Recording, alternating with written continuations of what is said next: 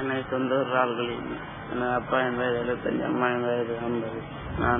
நான் இப்பொழுது எனக்கு தம்பி தங்கச்சி 2 பேர் இருக்கேன். நான் இப்பொழுது படித்துக் கொண்டிருக்கேன்.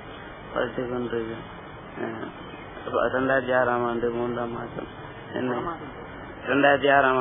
மாதம் என்னை பயிற்சிக்காக அப்படியே கட்டாயத்தின் பயிற்சிக்காக அழைத்து சென்றார். கடல் காட்டு முகாமுக்கு கொண்டு வந்தார்கள். அந்த 50 பேர் பயிற்சி எடுத்து 50 பேர்ல 18 வயது குறைந்தவர்கள் 14 பேர் 1.5 மாசம் பயிற்சி வந்து பயிற்சி எடுத்தவன் விடுவன் சொன்னார்கள். விடவில்லை.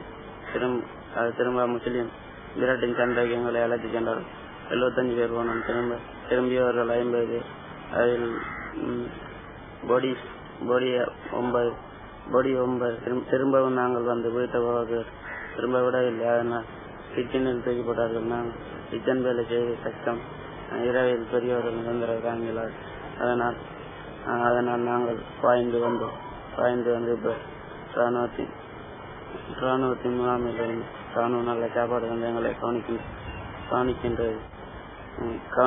இப்பொழுது நான் வீட்டை படித்து நல்ல வேலை எடுத்து அம்மாவை கவனிக்கணும் என்று நினைக்கிறேன்.